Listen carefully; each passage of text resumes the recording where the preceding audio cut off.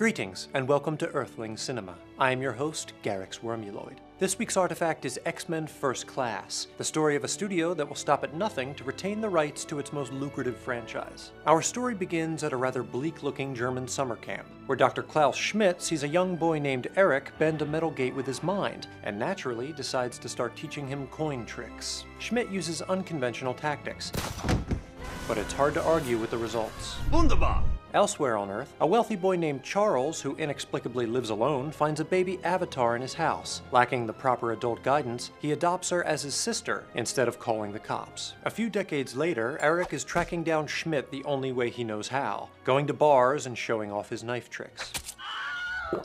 Meanwhile, Charles is busying himself with pursuits of his own, pursuits of the flesh.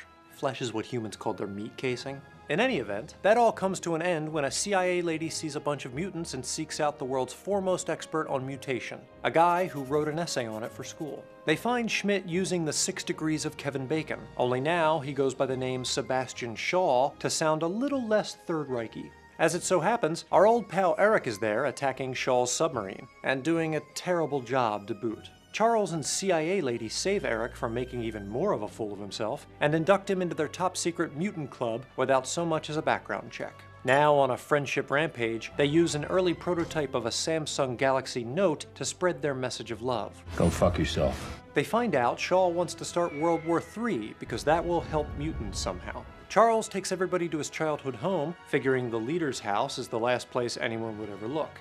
They make themselves comfortable, banging out a few training montages and installing DirecTV. But when Shaw makes the Soviet dudes send missiles to Cuba, Charles and company jet over there to teach them a lesson in US history, JFK style. Against Chuck's wishes, Eric kills Shaw with his trusty coin, proving that money truly is the root of all evil. The humans panic and fire all their missiles at the mutants, and Eric flips a bitch. Looking for a way to justify her continued involvement in the story, CIA lady shoots at Eric, but the bullet ricochets magically and hits our hero, JFK style. Eric decides this place is dead anyway, and leaves with all the jocks. The nerds stay behind with Charles, and what are nerds like? School! So he opens a school. CIA lady kisses him, but he gets embarrassed about what a bad kisser he is, and wipes her memory. X-Men First Class explores the concept of otherness, relating the mutant struggle to that of oppressed minority groups throughout Earth's history, namely African Americans of the 1960s. Charles follows the lead of Martin Luther King's son, Marty Jr., an American civil rights leader who preached peaceful reconciliation with those in power. We have it in us to be the better men. Eric believes that violent resistance is justified in response to persecution, which was the path of more radical factions such as the Black Panthers and Malcolm X.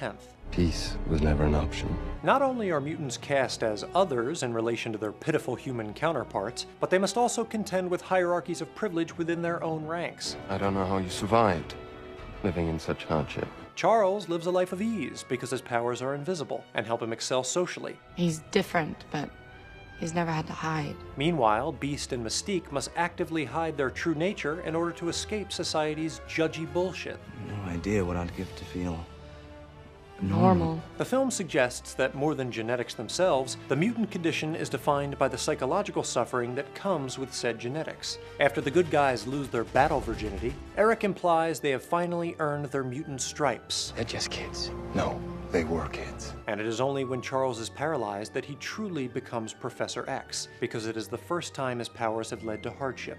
Although technically, he's not truly Professor X until he gets his teaching degree. X-Men First Class may be a movie, but that doesn't mean it can't talk about books. This thing has got literary allusions coming out the wazoo. 2 of them anyway, out of 1 wazoo.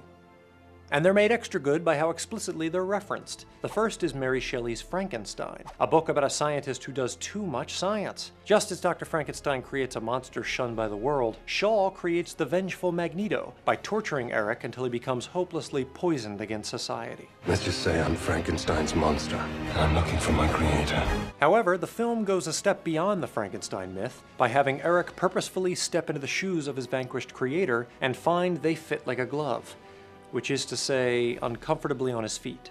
When Eric kills Shaw, he takes care to recreate the trauma that was imposed on him as a child. 1, 2, 3. 1, 2, 3. Moreover, Eric steals Shaw's dope hat, seizes control of his #squad, and sets about advancing Shaw's anti-human cause. As philosopher Fred Nietzsche warned, he who fights with monsters should look to it that he himself does not become a monster. And if you gaze long into an abyss, the abyss also gazes into you. In obsessively pursuing Shaw for his entire life, Eric becomes the very monster he hoped to destroy. But hey, everyone makes mistakes. The second literary illusion is Robert Louis Stevenson's The Strange Case of Dr. Jekyll and Mr. Hyde, a book about a scientist who does too much science. Jekyll and Hyde explores man's struggle to reconcile his civilized nature with the primitive creature within. Sound familiar, Hank? Hank initially restrains his bestial nature because being blue is so 2000 and late. Fortunately, Charles is on hand to deliver a reassuring book report. The story wasn't really about good and evil, though, was it, Hank? It was about man's animal nature and his struggle to control it, to conform. And it's that struggle which is holding you back. But unlike the book, in which Mr. Hyde represents the dark, violent, and cruel side of Dr. Jekyll, Hank's metamorphosis is a step towards self-realization and acceptance. This is who you were meant to be. This is you. No more hiding. And why shouldn't he accept having a little extra fur? I've certainly never gotten any complaints. Except for my wife and children, literally every day. For Earthling Cinema, I'm garyx wormuloid, and I'll never trim. Goodbye.